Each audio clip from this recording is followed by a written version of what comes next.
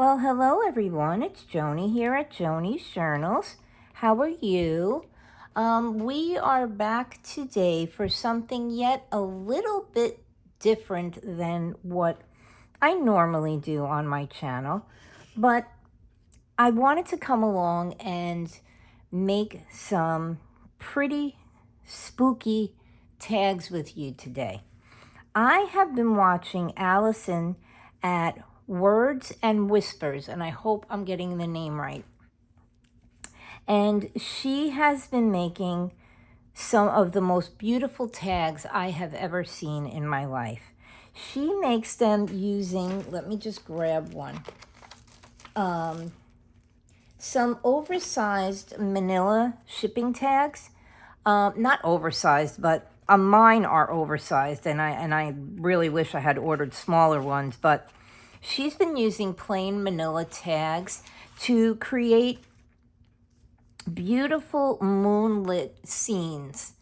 And she uses her distress oxides and her brushes, and she just creates the most beautiful scenery. And so I have been venturing into that realm and making some of my own. Now, admittedly, I'm showing you the prettier of the bunch. I'm going to just flip these over. But I have had some flops, and I have been learning along the way the best way to approach this. For instance, this one came out terrible.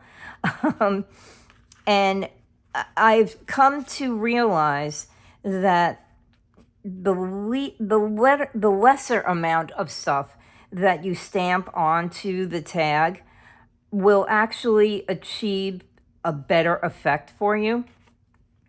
And so this is one of the last ones that I did, and this happens to be my favorite because unlike these others, I didn't overdo it with the stamping after I had created my background scene.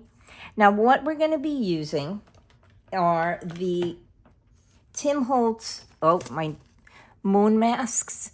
I bought these years ago, and I must admit that this is really the first time that I've ever used them in depth. And so in lieu of making one of the pretty background scenes, since I have been stepping into the spooky realm, I've decided to come along and show you how to make some Halloween tags. Okay, these are the Tim Holtz distress tags by Ranger. I'm just trying to grab the package here. They're the number 8 size, and I've just been having some fun making Halloween scenes. This one I happen to like a little bit more, actually a lot more than I like this one, because again, I think I overdid it. I added a little cloud in here. So what we're going to do is we're going to make some of these spooky tags. Now, here is one that I created on the Manila tag. I actually went on the back of the one that I didn't like, just in case I didn't like the way that these were coming out. But these came out pretty cool. I think, again, this one I may have added just a little bit too much by adding in the tree. And this one, again, I added the clouds, but I kept them in a different space. I didn't put them, what do you call it, the right splat in the middle like these. And so I kind of like the way that these came out too. I'm stumbling on my words today. But yeah, I thought that we would come along and we would make one of these tags. Now, what I have pulled out, besides my distress tag, is I have pulled out a bunch of my distress oxides. I have wilted violet, weathered wood, faded jeans, bundled sage, my vintage photo, which you can barely see, and my oh gosh, Scorched Timber. I kind of look at it. I can barely see the name on it anymore. And then I went and I bought a stamp set from Amazon, which is a spooky house, and it includes some lightning strikes and some bats and some gates and stuff.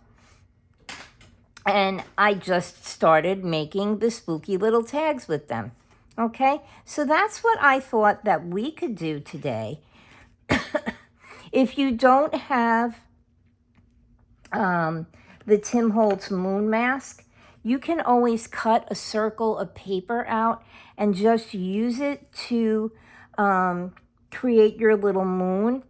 And then for the part where the craters come in, you can always draw some in. They would just be like an odd shape. I mean, you can see here, these are not any natural shape. They look like little rocks, in fact, and well, the moon and rocks, and so yeah.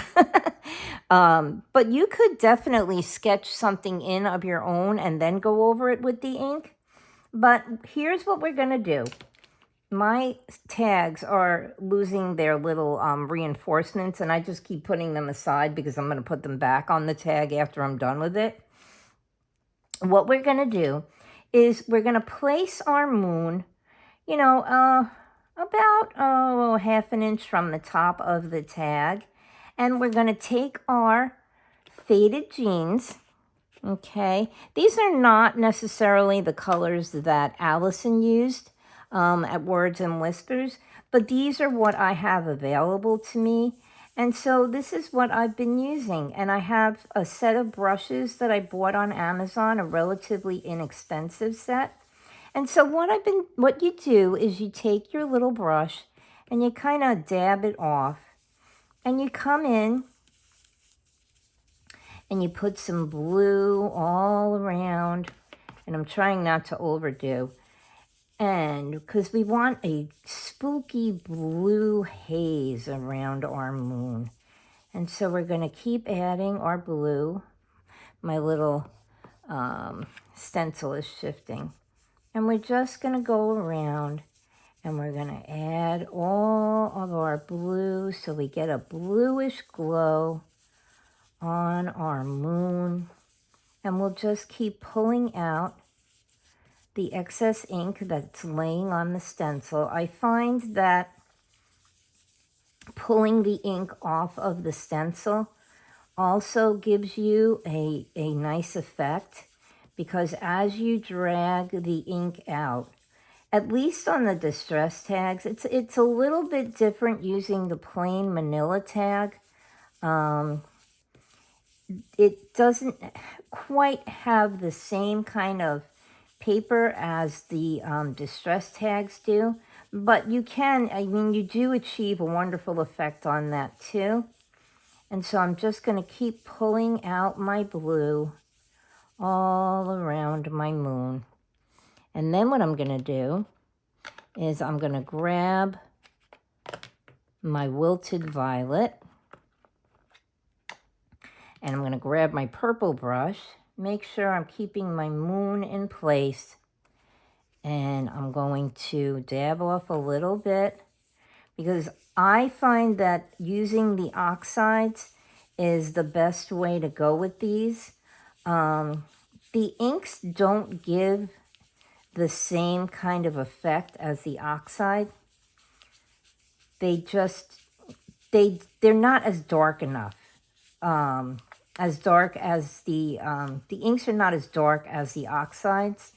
And so I find that using the oxide works a little bit better. So now we're going to continue to drag our purple out until it gets lighter and lighter as we move away from the moon. Okay.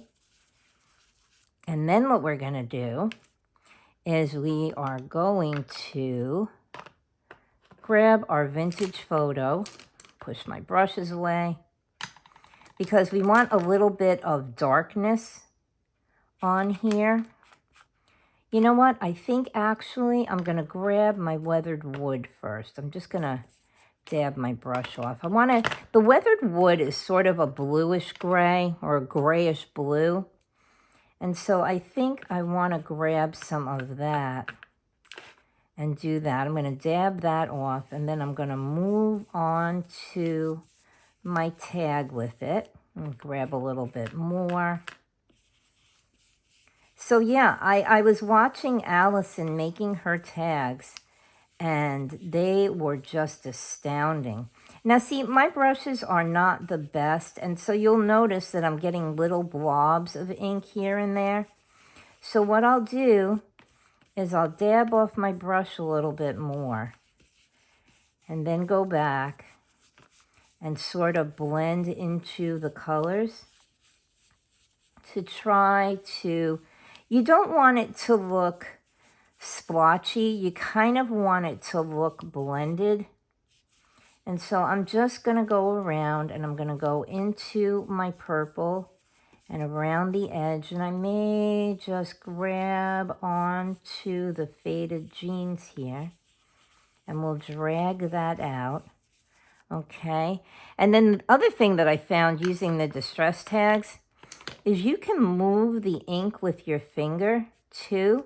So if you want to kind of blend it a little bit more to get a little bit of a softer effect, you can do that as well. And now I'm going to go back and I'm going to grab my vintage photo, and I'm going to take a little bit of that, and I'm going to go in from the edge and into this empty corner up here to kind of give like a darkened sky as the sky is further away from the moon. And I'm going to come in, like I said, off the edge and drag the vintage photo in and around the moon. Now you'll see that I haven't yet taken the moon mask off because I don't want to yet get the vintage photo into what's going to be a blank space where the mask is. And so, yeah, okay. So now I'm going to pull off my moon mask, and you can see that it gives us a lovely kind of purplish glow. But what I'm going to do now is I'm going to go back and I'm going to grab some more of my vintage photo. I'm going to dab it off, and I'm going to start bringing it in down on the bottom here. Now, mind you, this is not the way that Allison does it. This is the way that I'm doing it. If you want to go over, I will link her channel. If you're into mixed media of all kinds, she does paper collage. She uses the texture pastes, and I think she just put it out. She just put out a video where, again, she's using the Manila Tags, and she's using texture paste and Tim Holtz stencils, and she's creating a brick effect on a tag. I watched it 3 times yesterday. It's just wonderful. I did subscribe to her channel, so her videos do pop up all the time. So that's why I'm saying I think it's a brand new video. I'm not really sure, but go over and check out her channel. So now, as you can see, I'm bringing in the vintage photo all the way around. Okay, I want it to be a dark glow off the sides, into the middle, all around the tag, okay? Because I want to, first of all, dull down the brightness of the blues and the purples that I've used, but I also want it to be spooky. Now I'm going to bring in my bundled sage, which is, I don't know how to describe it. I mean, it's a green, and I'm going to dab some of it off, but it's a subtle, not like an olive green. I don't know. I just don't know. I'm dabbing some of that off, and I'm going to come in onto the tag and just blend in some of the bundled sage to create like a greenish glow, because when we put our haunted house stamp on, we want it to look like it's emanating green. I don't know if it's green aliens or what it is, but we kind of want that greenish glow. And I'm just going to leave a little blank spot in the center there where who knows what's glowing out of the background there. And I'm going to come up just around here on the bottom with the green to kind of blend in those colors and keep everything sort of the same shade. Okay, now what we're going to do is we are going to add our moon, I guess they're the craters, okay? And what I do for this is I take my vintage photo. Now there is still some ink left in the brush. So what I'm gonna do is I'm just going to start inking over the little stencil part to bring in a little bit of the vintage photo, not too dark, just a little bit light. My stencil keeps shifting. Let's move it over here and hold on. And so we get sort of a brownish haze, a brownish tint to the craters on the moon, okay? And there's just enough ink in here left over that's going to give us the effect that we want to achieve, okay? And you can see there, we've added our craters.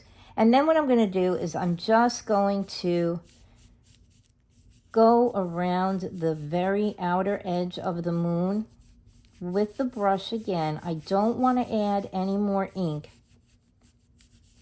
because I don't want it to be too dark. I just sort of want it to have a bit of a, like a haze, I guess is the best way to put it. So you can see that we've just added a little bit of a light haze around the edge of the moon. Now what we're going to do is we're going to take our crayon, and normally I would do this with picket fence, but there's not much left to my crayon, so I don't know how much of the white I'm going to be able to achieve. So I've been using, in lieu of the picket fence, I do have another crayon on order. And that's why I'm staying away from the ones with the flowers and more towards the spooky. I've been using old paper, which is sort of a beigey color. And I go around the very edge of the moon where the blue and the purple begin.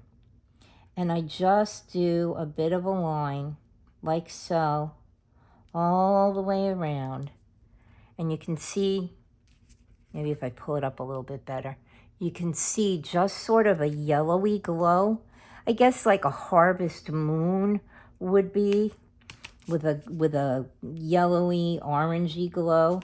And once I've gone around with the crayon, I'll come back in with my finger and I'll just smudge that crayon out into the blue and the purple to try to create a little bit of a glow in there, okay? And so there you have it. We've inked up our tag, okay? That's gone relatively quickly. But now, as you can see on my other tags, you can see these little splotches. Well, that's where I've kind of flicked on some water to bring out the effect of the Distress Oxide. So what I'm going to do, I have a little jar, this is actually a laundry cup. You know, when you take them off your containers, that's what I'm using. And I'm just going to stick my finger in and just grab a little water. And I'm going to flick water onto the tag. Okay?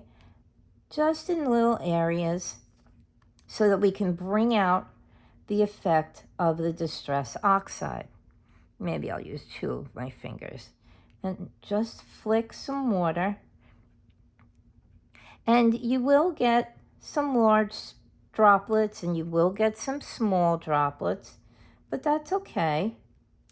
Okay, we want the effect of the oxide and what happens to it after it's hit by water. I did try spraying on some water, but it didn't quite give the same effect as just using droplets. And so yeah, I'm just gonna keep flicking on the water like so. There we go. I think we finally got enough. And try to get a little bit up there on the top like so. Okay, there we go. All right, and now what we're gonna do, we're gonna let the water sit for just a second so the oxide and the water can do what they're meant to do. And then I'm gonna grab a paper towel.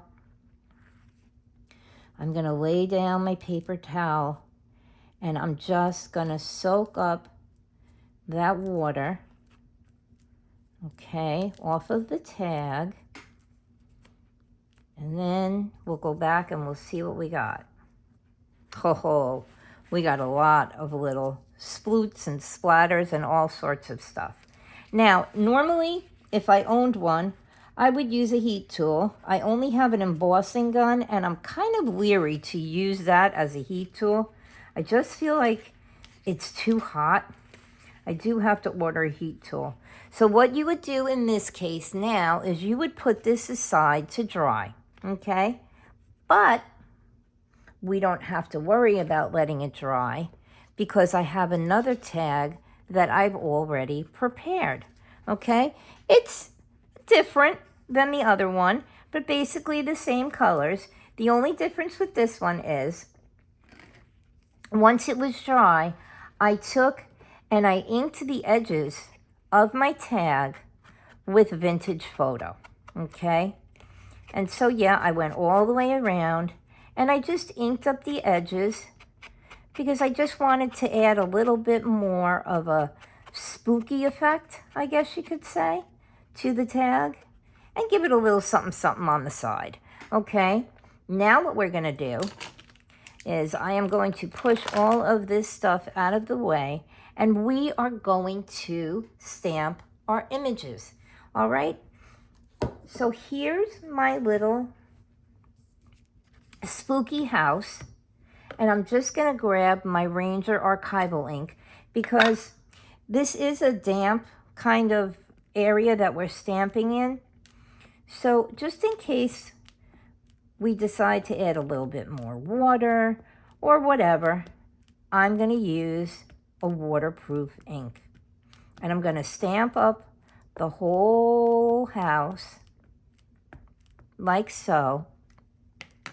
And I'm gonna turn over my stamp block. And now I don't want the whole house on here. If you could see, I'm only using part of it.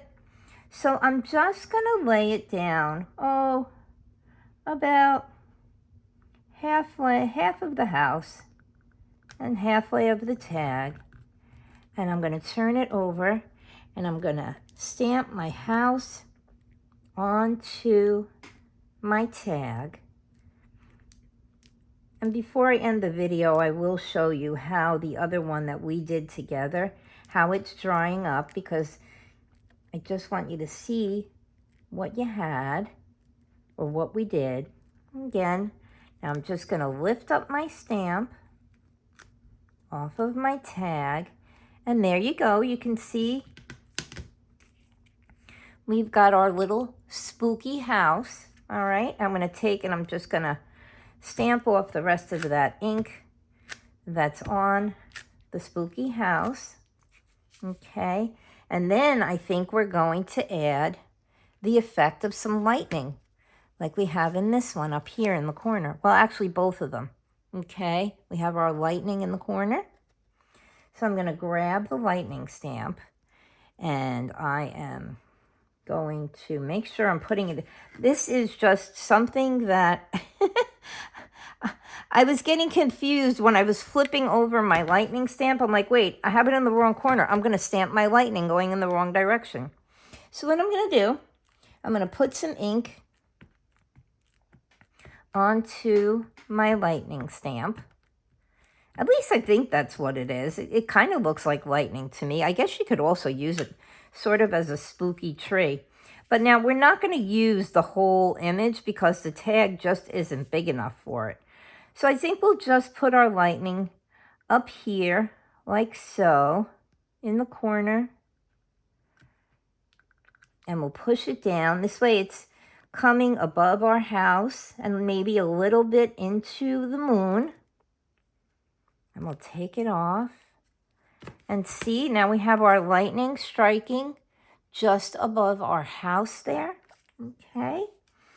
And then we'll just put this aside. Let me stamp off the rest of the ink that's on here. And I'll grab my spooky house stamp. And then we're going to add our bats. Okay. This is a little stamp. It just has bats on it.